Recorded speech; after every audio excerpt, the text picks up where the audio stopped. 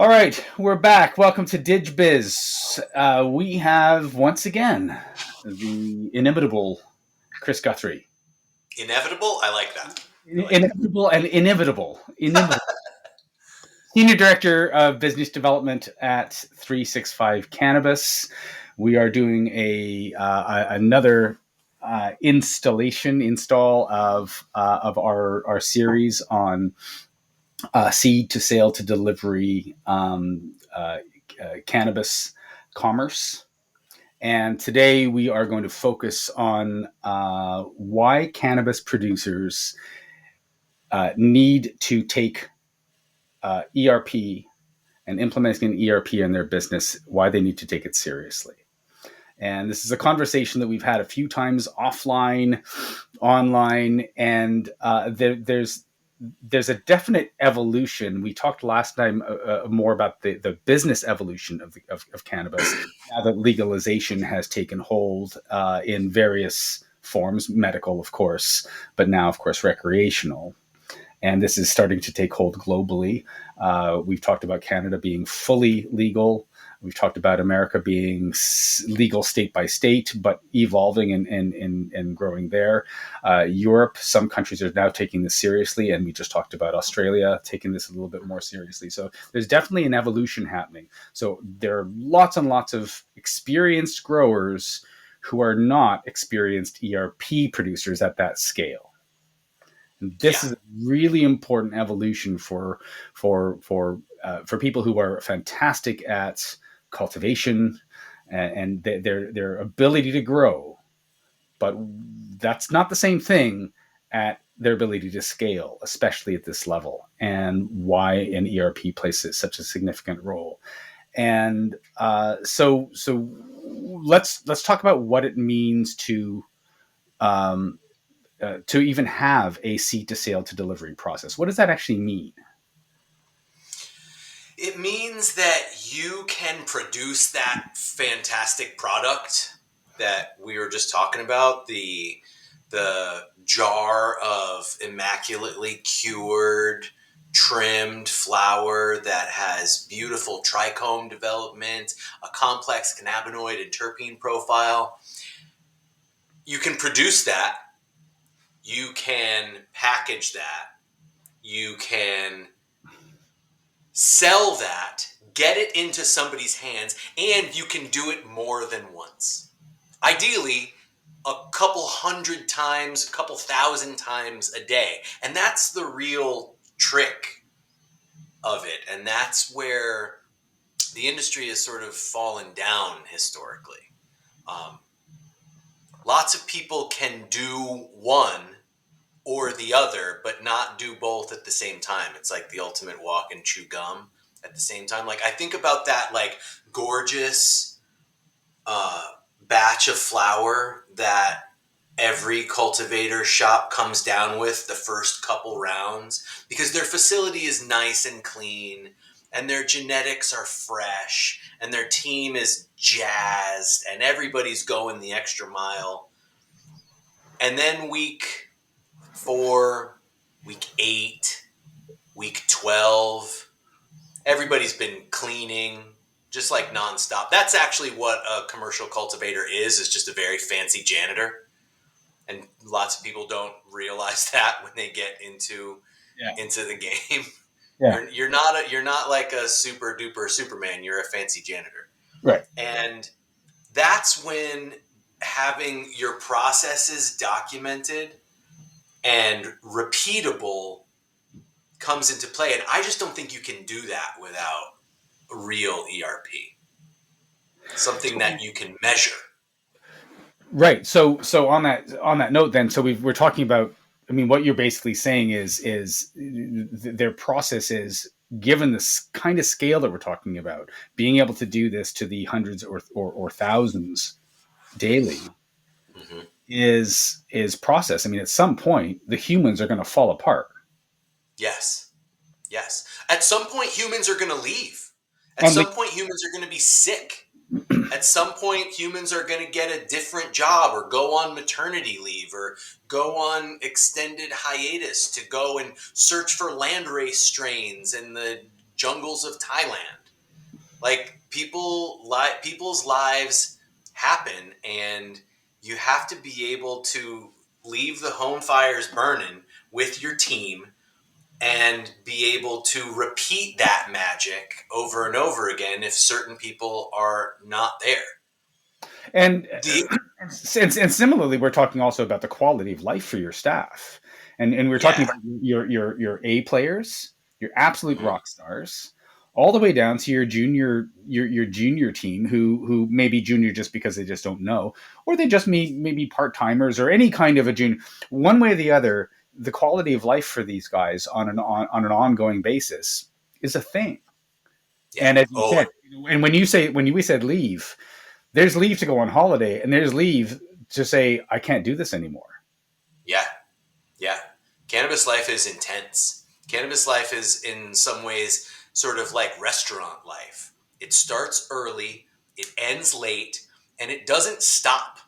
Like that's what my wife told me when she said it was like it was time to stop growing. She's like, 'cause I came home one day, I was like, man, hard day at work. She's like, yeah, dinner's finished. Do you want any turkey? We saved you Thanksgiving. And I was like, oh yeah, missed that. Sorry. Because like the plants don't care whose birthday it is. Yeah. The plants don't care if it's Christmas. The plants don't care if there's vacation. Like every 8 weeks, there is work to do. And you can do your best as long as you have good demand planning to know like when all that is gonna happen. And she said, like, it's time to come out of the garden. It's Right. time to go and do something else. And I mean, it's burnout very similar to what chefs experience. Like you're there in the morning, you bust and bust and bust it, and then you come home at night, and then you change your clothes because you're very sticky, and you go back and you do it again the next day. And that's what you sign up for. And the difference is in restaurant business, you largely can't get away from it. It is a real time business. Mm-hmm. Here you can. If you set things up in a way that you can step away. Like a mentor of mine said to me a long time ago when I was like learning about business, he's like, your business is successful if you can step back and not pull every lever by yourself. Right. Until you can do that, you are not running a business. You have a very successful hobby. Right. And I said, oh, okay. Yeah. That, yeah, that makes And this is business 101. Like this, yeah. right now, we're not talking about cannabis. We're talking about any business. If you think about it, the Yes. difference is going back to our original intro point is that this sector is figuring that out now, or has been figuring it. Yes. Most other businesses have been doing some version of this for decades, if Yeah. not forever. Well, and that's like I think the first time we talked about some of like the weird quirks that are in the cannabis industry's DNA, which is a spirit of like do it yourself. If you don't have a tool, you have to make it. If you Yep. don't have a system, you have to engineer it, and you can't really ask anybody. You couldn't, up until 10 years ago, you couldn't go out on the internet that freely and ask.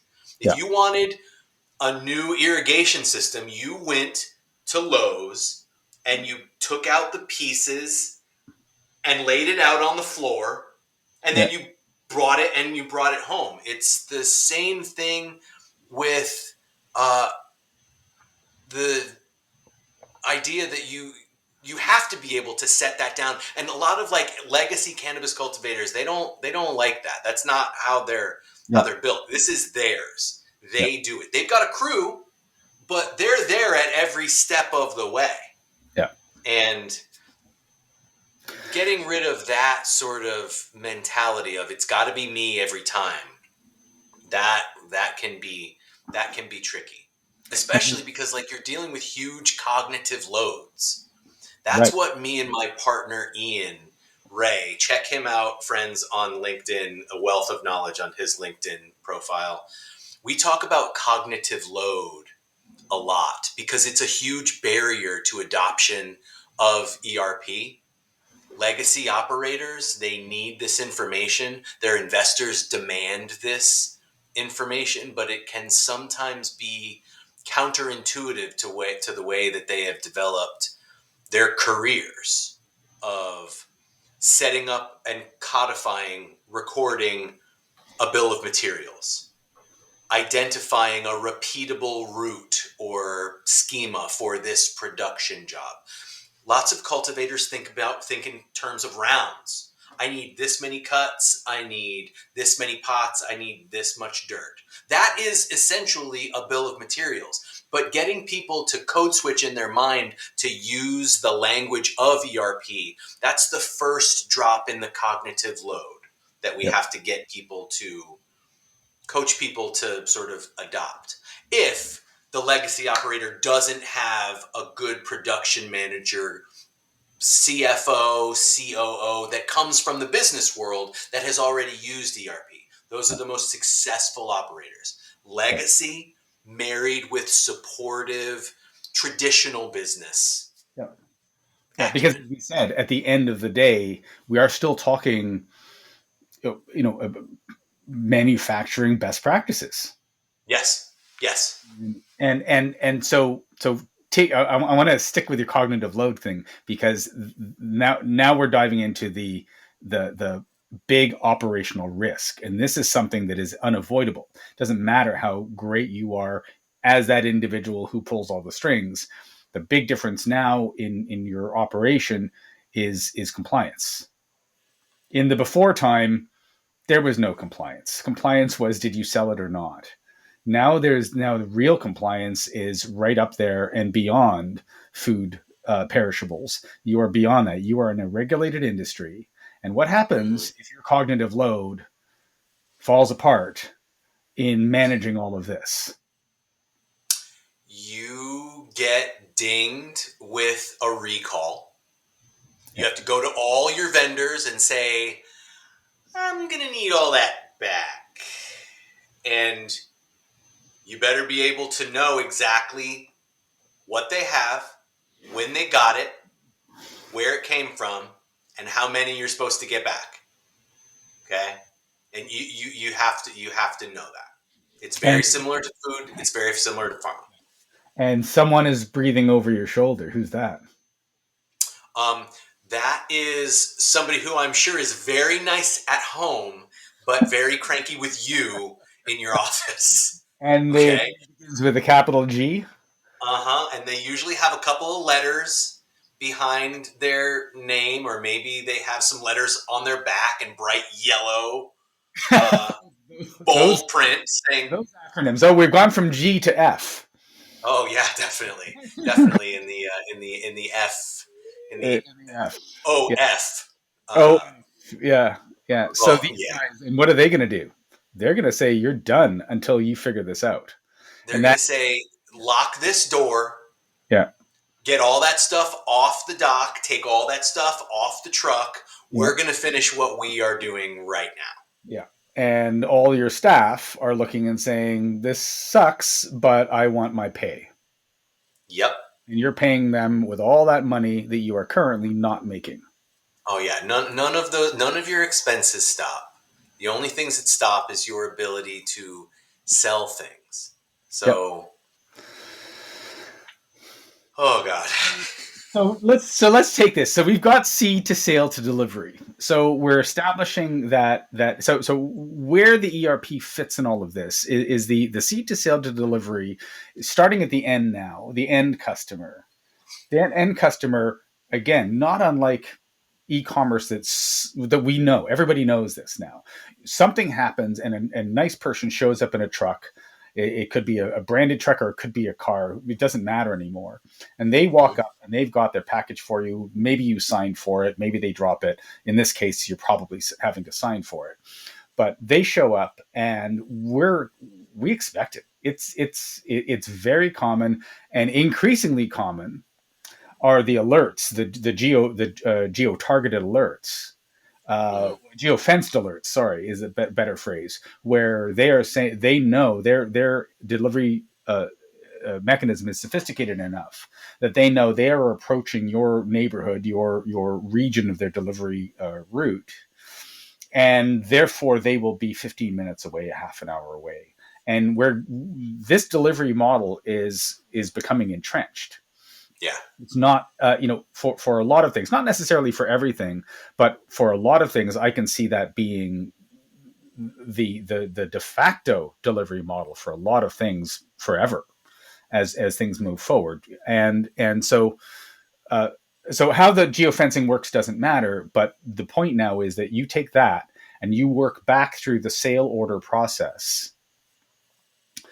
And how did this all come to be, right? So the e-commerce platform is essentially running the delivery model, integrating with the geofence delivery model. But what is being delivered? Where did that data come from? It came from that ERP. Yeah. So when that delivery person is showing up, they are delivering either one product on a B2C level or a skid of products in a B2B warehousing, to retailer model. But on that skid, what do you have? You have not only the product that you ordered, but you have the product and the lot that you ordered, one way or the other. And this comes back to our compliance. I now know, if you go all the way back to the very beginning, that product that customer X just received goes all the way back to exact date, exact lot, exact THC, exact everything. Yeah. And that data transformation chain is fully intact. There is no guesswork here. No, and it's what I have really come to appreciate about ERP, and it's been a journey for me, is the precision. If you care to actually use the tool, the precision with which you can record and create just like bulletproof records of everything that you have done. And it's a tool, it's like a time machine. You can look backwards to see what has happened, but you can also look forwards and project out yields, costs, inventory that is available to promise. This is something that we've been talking to customers a lot about, as finally supply is catching up to the space in between supply and demand in cannabis is coming back in sort of somewhat of a normal market in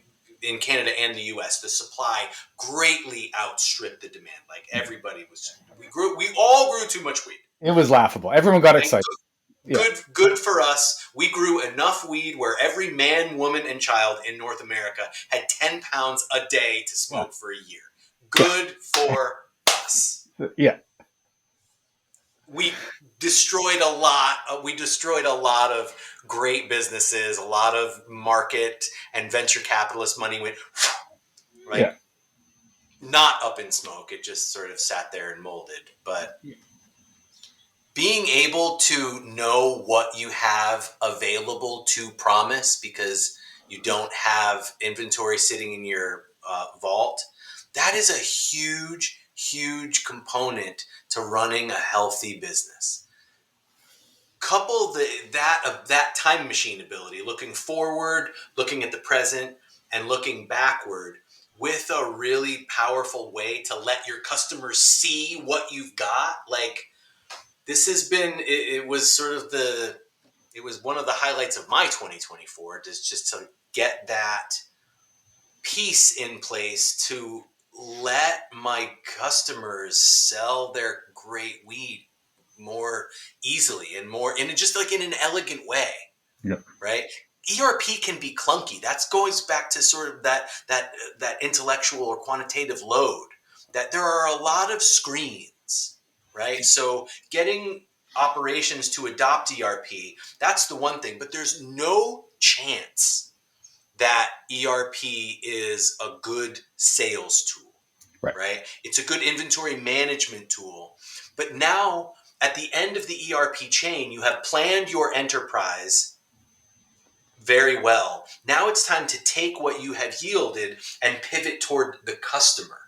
And that's been a huge quality of life improvement for everybody that we have worked together so far. It's just the idea that all of the powerful information, the lot tracking, the batch tracking, all of the production history, knowing what each of those units actually truly cost you down to the penny if you have entered your information correctly, and then being able to just pivot that, sell your products in a nice, elegant way, like chef's kiss.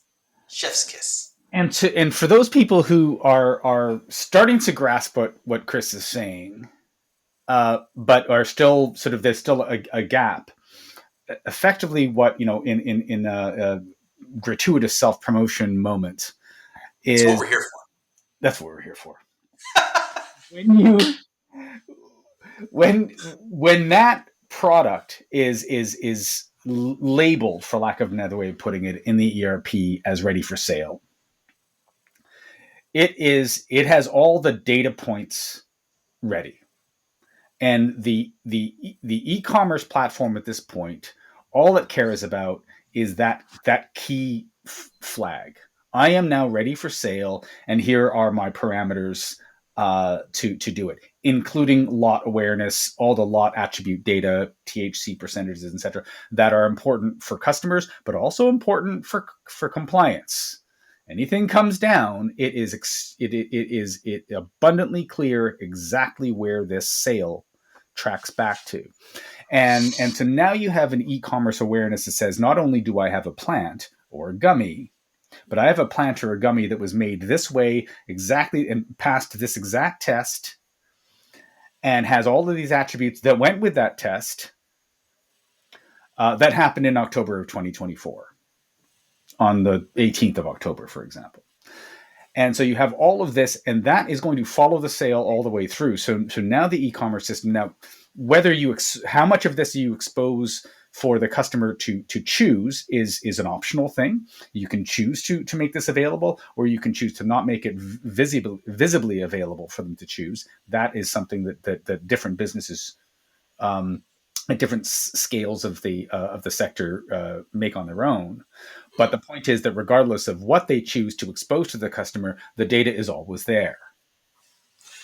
And when we are talking to customers looking at ERP, one of the hardest things, one of the most nebulous things to convey is ROI. Yeah. ERP is not cheap. It takes in-depth consultation. It takes a huge mental commitment from multiple people to just really look at their business objectively and say, okay, what is our business? How do we fit it into this ERP? It exposes decisions that have not been made. Yep. It exposes tribal knowledge. Oh, we've never actually written that down. We've just always sort of done that. It exposes gaps in knowledge and insight in the business. Okay. And sometimes people don't like that. Yep. Sometimes people get into ERP and they start measuring their business and they don't like the measurements. And I have to say that, I have to tell them, they come back to me and say, oh, Chris, you sold me this thing and I don't like it. And I was like, and I have to say, it's not that you don't like ERP. I just don't think you like your business. Yeah. Because this is a measuring tape. It's a ruler, friends. It just measures what you're doing. I thought I was. It's no, making as much money as I thought I was. No, that's what it is. It's the elimination of anecdata. Okay, Yeah. and that right now, that in itself is a great concept to think about. Great, I'm going to be making data-driven solutions. That's like a huge tagline. But like, okay, how does that translate into a return on my investment? Yeah. Okay. Yeah. Knowing what things actually cost, so you are selling them in this nice, elegant way that we've been talking about. What does it cost? Great. That right there, I mean, recovery of revenue that you were probably leaving on the table. Focusing on products that are not as profitable as you think they are. Focusing on strains that you love to grow, but actually don't yield as much as that sort of workaday strain that everybody's sort of sick of. But THC per square foot, it's that workaday strain. Yep. And if you're creating distillate, if you're creating a concentrate for infusion of edibles, like THC per square foot is the number that you've got to focus on, Yep. you know? And you're trying to maximize that. So these are things that you can only know with ERP. And ultimately, of course, what we're saying is you need to understand the truth about your business. Yeah. The good, the bad, the ugly. It will Yeah. tell you what you're doing nicely. It will tell you where you need to improve. Not doing things badly, wrong way to think about it, but there are always ways to improve. And like being honest with yourself and being curious about that. Yeah. Wanting to find those places that you need to, that you can improve, like that's especially with, we're in this phase of re-implementation with a number of our customers that came on with us in 2017, 2018, even up to 2020. The cannabis industry is very different now than Yeah. it was then. Our product is very different. The base Microsoft ERP offering, transitioning away from like Dynamics Nav to now Dynamics 365, which is a whole suite of products from tier 1, tier 2, tier 3 ERPs. Like everybody's businesses are different. So we have the benefit now of some companies that have been with us for a couple years that are now reinventing their business and are moving into ERP with much clearer goals about what they want from the system. Not just, I need software to fix my business. Yeah. That is not a quantifiable goal. Pixie dust stuff. There's a it's a tiny little story, but it's one of millions, I'm sure. Anyone who drives on the 401 between Montreal and Toronto has passed a, a big pie restaurant, and the name has escaped me for a moment, but they'll know what I'm talking about. And oh no, it's called the Big Apple. It's called the Big Apple, and that's why, yeah. And it centers on apple pie. Fine. One of those kitschy kind of places, but very endearing because it was just so specialized, and they made these great pies. Awesome. Time moves on, and it turns out they're not doing very well.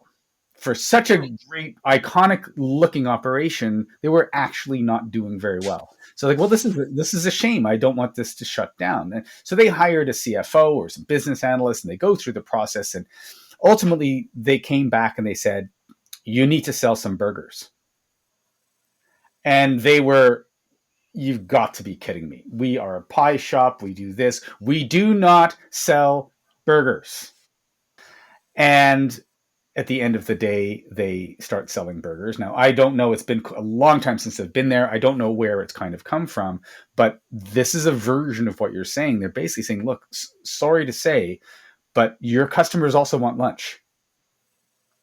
I know that it's not your thing, but if you are going to sell your pies and get it into their hot little hands, they are not going to get off the highway for a pie. They are going to get off the highway for pie and lunch. They're going to get off the highway to have a bite and then finish up with the best pie that they've ever had. And they didn't want to hear that. And I understand that they didn't want to hear that. I completely understand they didn't want to hear that. But ultimately, this truth about getting their business on a footing where they could get the love of their lives out there was through additional add-ons. And so I mean, that's a slightly more brute force example of what you're saying, but it is a version of, if you are going to make the love of your life those those plants that you really love to work, you need to understand how profitable they really are, what it takes to Yeah. make that happen. But also sometimes those other ones, the daily drivers that are not nearly as sexy, they're the ones that are getting people in the door and or making you the real bucks. Jason, like the real world concrete example of that in cannabis is the pre-roll. Oh my God. Everybody was just like so confused when pre-roll sales just continued to climb and continued to skyrocket. Cultivators, people who grow, they want to put their flower into a beautiful glass jar. Hopefully that glass jar has a slight concave bottom, which will actually function as a small magnifying glass. So when you turn it over, you can sort of like zoom in on those gorgeous trichomes. Yeah. And to a cultivator who says, I actually need to turn 30%, 40, maybe even 50% of my crop into pre-rolls, is like telling a bread chef, I'm going to turn your bread into bread bowls. Have you seen that video of watching bakers? They're forced to sit there and watch somebody turn their perfect buns into bread bowls, and it's like they're watching lambs being slaughtered. They're just like, oh, oh. Take But me. it's true. Yeah. It's true. Yeah. People are not buying jars of flour like the cultivators want. They are buying pre-rolls. You cannot have a brand without a solid pre-roll line. Right there. You're not going to sell any flour if you don't have a pre-roll. Yeah. Okay? Yeah. That's just like the unsexy fact of it. And I mean, this is a customer experience thing. Knowing this customer experience, I mean, this is something that I didn't know. Like I didn't realize that there was such a gap in what the real sales experience and what the customers are trying to get out of their purchases. And so for those businesses that have not gone through this process, this ERP implementation process, there's an element of denial happening. They don't want to hear this. Yes. Well, that's And another feature of the cannabis industry. I am right. And I am going to just slavishly stick to the belief that got a lot of these operators where they are. yeah, They went through the black market period where they were laying things out on the floor with just an unshakable, unflappable belief that what I'm doing is what I'm going to be doing. And then they went through the gray market period of, I know something that a lot of people don't know, and fancy business people are coming up, venture capitalist people are coming up to me. They want to pay me for what I know. And now they are at the top, so to speak, and sort of running out of the things that they know intuitively and sort of resisting any idea that information I don't have could possibly benefit me, or yeah, any sort of tool that shows any kind of deficiency in my operation is a risk to me somehow existentially. People don't want to look at what they're not doing well. Those are the people that fall down, that we have seen fall down already. Thankfully, not a lot of those people left. The people who can adapt, the people who cannot bring on new information and new systems, can accept the fact that I need a pre-roll, I need an infused pre-roll, and I need to grow for some distillate. Some of my crop needs to be nameless, faceless, straight path distillation, straight to a very unsexy vape cart. yep. And over here is my sexy, I'm brilliant at what I do product Yeah, that I yeah, cut and I put in glass jars that are super sexy, and they look amazing in my branding photography. yeah. but the profit maximization is truly coming over here. Oh, 100%. We grow for distillate and pre-roll so we can make the high-end jar, because the high-end jar is for prestige. The high-end jar is what the connoisseur is going to smoke. But if everyone was a connoisseur, there would be no word connoisseur. Everybody would everybody would be the connoisseur, and then what do you have? Uh, it So would be some great if all anybody wanted to smoke was A buds, top Sure. colas. That's great, but nobody has time to roll that. They want a pre-roll in a pack, stick it in their mouth, take 4 hits, and go on with their day. Yeah, someone's buying. I mean, the wine industry has known this for forever. Someone is buying the vintages of X years of 50, 60, $200 bottles. Someone's Mhm. buying that, and it's entirely worth it if you're down with it. And there are a lot of people, cough cough, everyone else, who are buying $10 and $15 bottles, and they're And completely good with it for all sorts of and reasons. and the vintners were so offended about $2 Chuck. Remember $2 Chuck? No, I don't know. Explain. No, I don't know. $2 Chuck was a Charles Shaw, I think it was, and it was just this very, very quaffable red wine. I think it was at Trader Joe's, and Okay. you could get it for $2 a bottle, and it Wow. was great wine. Re- Recently? A couple years ago now, I think Charles Shaw is, but they just there was just this company that had just this massive harvest and were able to just flood the market with $2 Chuck. Wow. And you better be able, if you are not Charles Shaw, you better be able to model your product to compete with $2 Chuck, Yeah. Yeah. because that is precisely what we see in every market. Doesn't matter how healthy it starts out.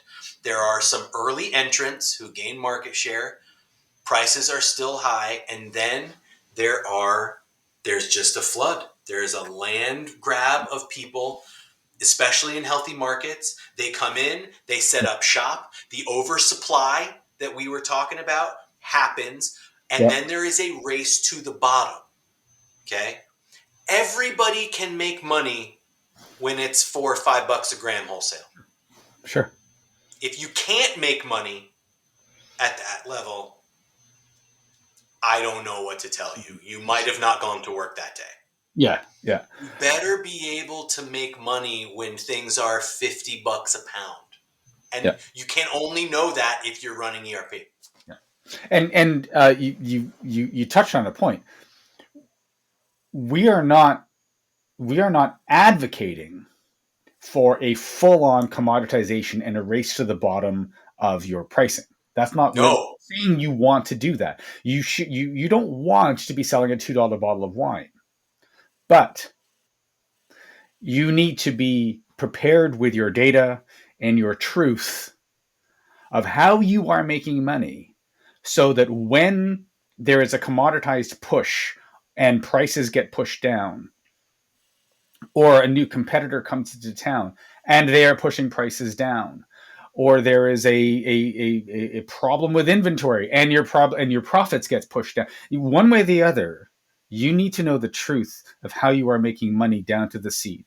And if you Yeah. don't know that, then when that happens, and it's going to happen, you're in trouble, because you will be looking at your revenue go down and your profits go down. Your marginal is going to get squeezed to nothing, and you won't know what to do about it. You won't know what to do about it. You as a competent, experienced cultivator, cannabis connoisseur, and business person will figure it out, but you might not have 6 months, 2 rounds to figure it out. You won't have that time. Yep. You've got to know what your actual costs are. And if you have to retreat from a finicky, gorgeous strain set in your stable for a couple of rounds, you've got that workhorse. Yeah. You've got an old cut of 17 NorCal Blue Dream to fall back on and just blow out the doors. So you've got the sales team. I'm moving along because I like this. You've got the sales team, and this is something that's come up a lot, that they know what they're talking about in terms of their relationships with your end customers. At least they mostly know what they're talking about. Mhm. But their ability to work within the ERP directly is messy because they tend to not. It's too much work. Yeah. So coming back to our seat to sale to delivery conversation, just what you said, in all environments, whether the price is high or you are being pushed and squeezed, that sales team's ability to get saleable data out of now what is your ERP to e-commerce integration, Mhm. their ability to go and see these lots are available. I can push this. I can write up a sale of this lot because we are selling directly by the lot to the customer. All of this sales information is now sped up significantly. You've got a sales team that is not making stuff up. They're Mhm. looking and saying, I know that we've got this. And when they're calling, they're driving around to their customer, they're doing all of those relationship building things.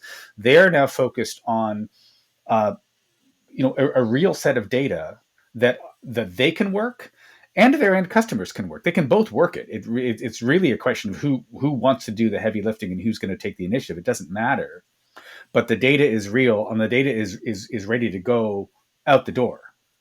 So coming to your 2 cycles, you give that mandate to your sales team, and they can start working that mandate right as they leave that meeting Yeah. because the data is there. Because the sales team and the end customer get the benefit of that time machine.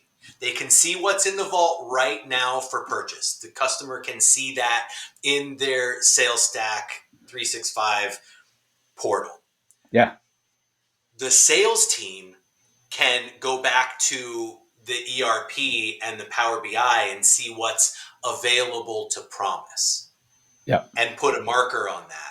Pre-sell it. I've got customers now that are pre-selling the promise of ERP to pre-sell a batch and all of its then, child lots before it has been harvested.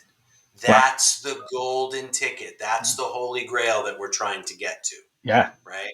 yeah, Have everything sold before you produce it. Isn't that why Tesla is worth so much? Right now is because people wanted Cybertrucks and there was a 2-year wait for them. Like, that's how you know that your business is really kicking, if people are trying to buy what you don't have. yeah. That's where you should be trying to get to. Again, only attainable if you know what you have, when it's coming down, and how much it cost you. Like, Exactly. Exactly. And so your sales team now has the ability to run off with nearly no additional direct support from you required because it's already been done. The work is already you've given it to them. done. They can see exactly what is live Yeah, they look and they in the ERP right now. yeah. And then when they're generating those sales as you go, as you said, we're looking for the thousands of sales in a day. Uh, we haven't talked about this very much, but that those orders are piling up in your ERP in real time now. Mm-hmm. In, again, talking about the elegant way. Yeah, I've got a customer right now that has a whole room of people dedicated to entering sales orders and manually transcribing them from a spreadsheet and creating sales orders. yeah, And not only do they pay for the seats in the ERP to do that, but what does the salary overhead cost of 20 people to enter sales orders? yep, A lot. I mean, this is $100,000 a year that they're spending entering sales orders at when least, at least, you don't have to do that. yeah. You don't have to. And we're not advocating for firing people per se, but it is extraordinarily commoditized work that humans are bad at. Bad at. And what happens when humans are bad at stuff like this with compliance? You that like that's the risk. That's the ultimate risk, is leaving mission critical regulated activity in the hands of people who are transitory, Yeah, part-time, yeah, not 100% dedicated. Like, lots of people want jobs, nice 9 to 5 jobs. There is no restaurant worker who is looking for a 9 to 5 job. That's just not what it is. It's the same with cannabis. It is not a 9 to 5 thing. Okay. Some people in the organization get that benefit, but the sales team doesn't. The management team doesn't. The cultivation team doesn't. yeah. And productivity. I mean, this is a conversation, of course, throughout the world. Productivity, again, there's that balance of saying, look, we want to have jobs. Everyone wants to create more jobs, but in this world, or this world, this type of job, it is not a productivity booster. This type of job, No, and no, it's a productivity drain. it's a productivity drain. Everything you said, at the management team, the sales team, there are all sorts of places up there where being able to generate better revenue happens in there. But being able to generate better revenue by having humans do this kind of job that is inherently we're inherently not designed to do, and increases your risk of overselling, lack of compliance, et cetera, et cetera. It's a hit on so many fronts.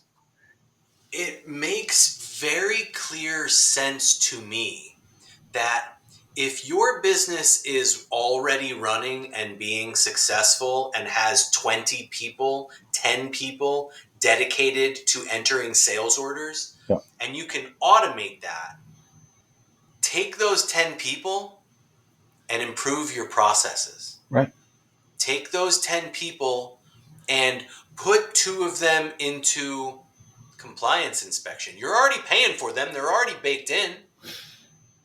Yep. Make your process more bulletproof. Yep.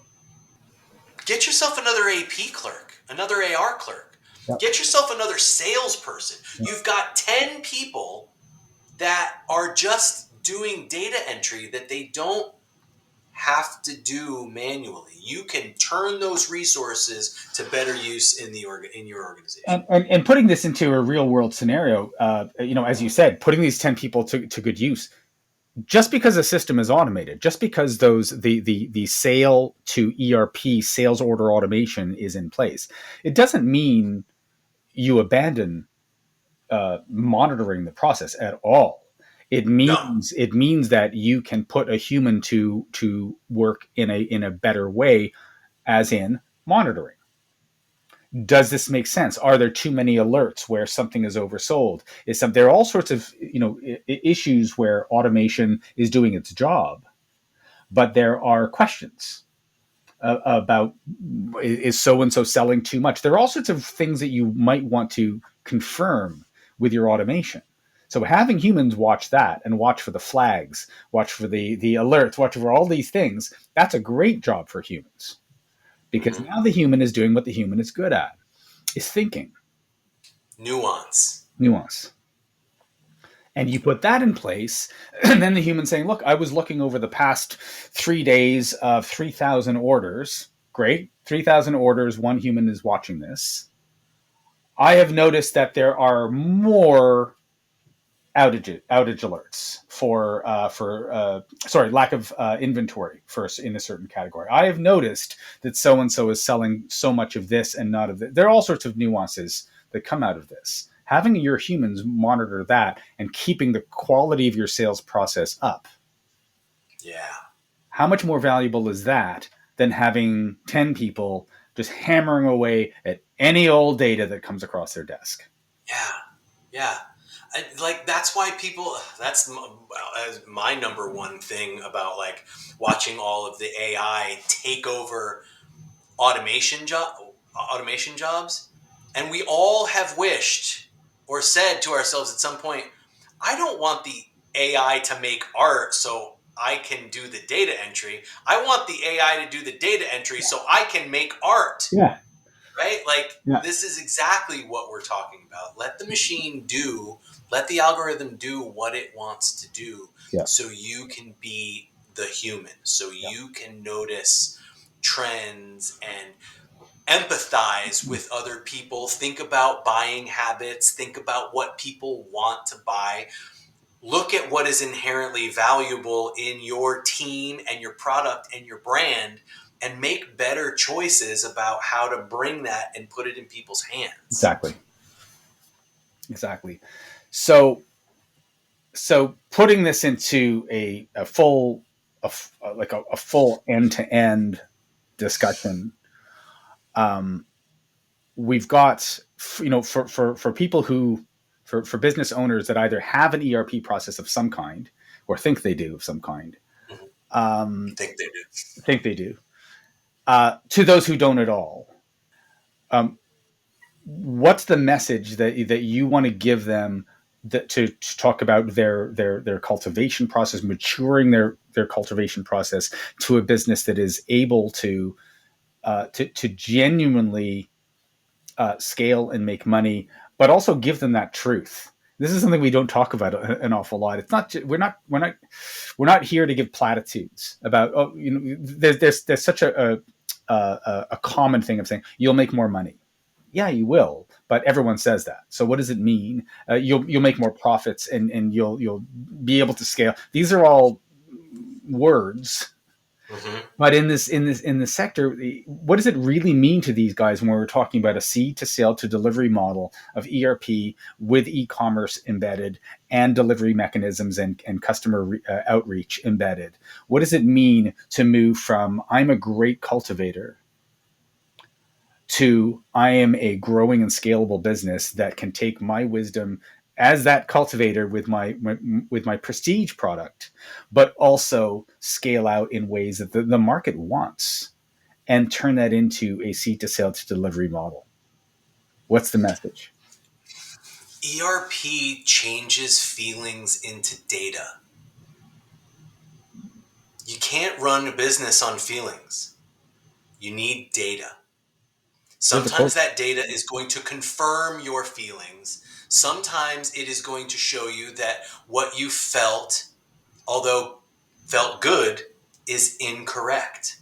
And being honest with yourself gives you time to do what you are good at, rather than wrestling with this like unsolvable problem that you just feel in your heart. You know the answer. It just, you keep coming at that problem. This product, I know it's a good product, but it's just not selling. This strain is great. Like it just checks all the boxes. The data tells you that, yeah, it checks some of the boxes, but does not yield the actual THC per square foot that you need to keep the lights on and all of your people paid. Yeah. Take away the anecdata, put the real data in, look at that. All of the time that you spent trying to figure out why something wasn't working, you get that time back to go be an operator, to go use your experience to develop a new product, to cross a new line, to improve your cultivation process, to make your business a better place to work, instead of just trying to figure out why I cannot sell all this purple punch. Yeah. Why And does nobody want to buy this Tangy?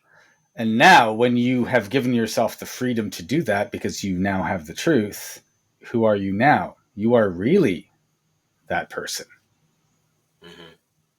You're the person that you. ERP helps you become who you actually are. Ooh, write that down. Ooh, ooh. We're gonna have that in the next we're gonna have t-shirts. Oh God, that's a terrible T-shirt. It is. Terrible T-shirt. It is. It's very nerdy. I'll have the nerdiest picture right there.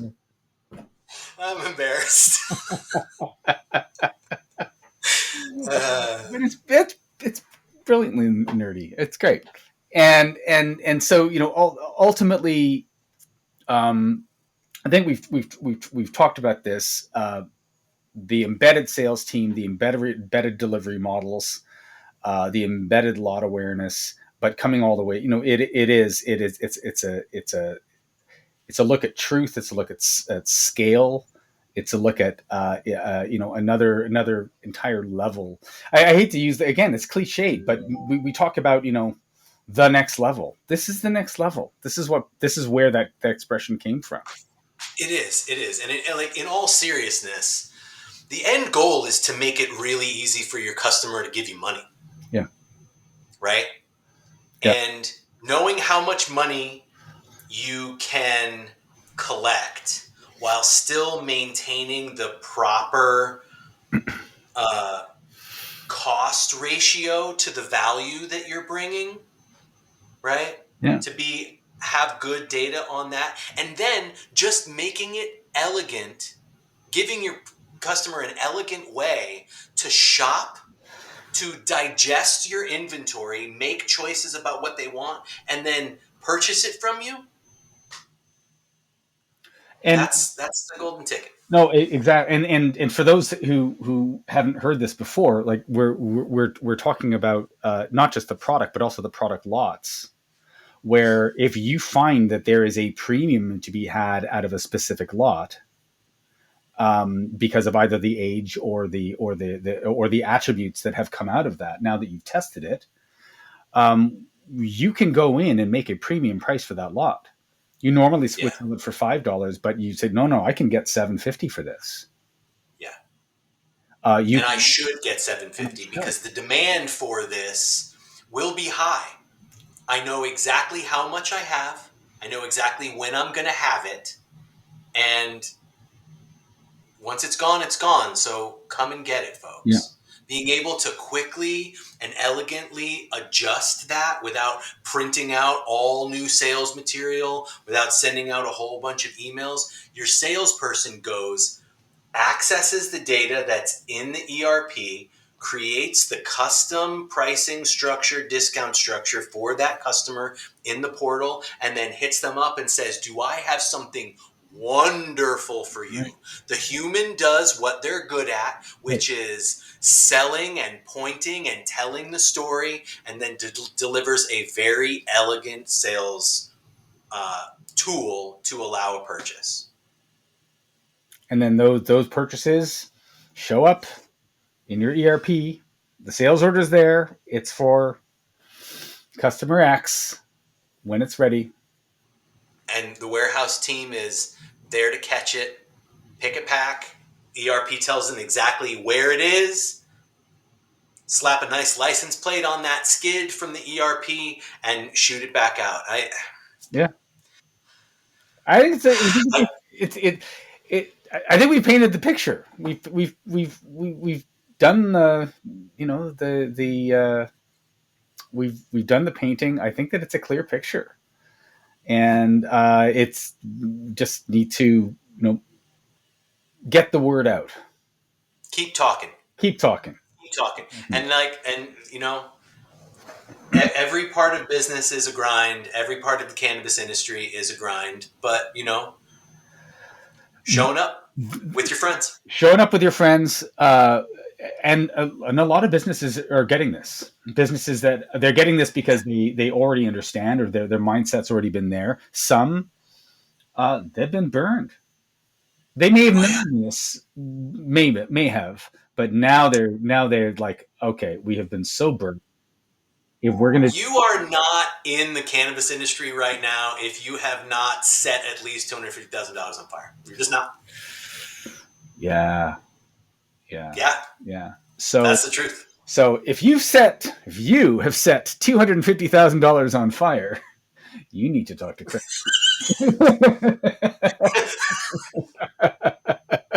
Have you made a lot of terrible decisions? It's therapy Yeah, through ERP. No, but there's so much truth here, and especially with this sector getting to this place, it's such an evolution that businesses are jumping on, and they're really they're getting it. And now it's who's not getting it, and if you're not getting it, you need to understand them. They're getting it, and they're coming with efficiencies that you cannot do in competition with them. that's the thing. Yeah. Like, the question to ask yourself: can I sell a product 1,000 times a day and know exactly to the penny what it cost me to land it in the customer's hands? If the answer is no, after you have asked yourself multiple times, because if you're asking yourself that question, your first answer is going to be yes. Ask yourself again: can I sell my finished good 1,000 times in a day and know exactly what it cost me to get that into somebody's hand? Yep. If the answer is no, when the answer is no, call me. We're going to put Chris's contact information in the podcast window, so you can give him a call, and you can get in touch with us, so we can put you in touch. Any one of us will get in touch with Chris. But this is great. I love the picture that we've painted. I don't think there's anything else to say about it. But as always, a pleasure, Chris. There'll be there are going to be demos and screenshots to come next time we do this, which is also going to be fun. Lots of pretty colors. Oh yeah, and things like this, and stuff that you haven't seen yet that we've been working on. So yeah, exactly. Dynamic lot management with pretty colors. So we will talk about that. If you want to know about dynamic lot management, just ask. Thanks for this again, Chris from 365 Cannabis. We'll put the contact information, and we're going to do this again. Hopefully, maybe next week even. yes, please. Yes, please. And let's stop this right there.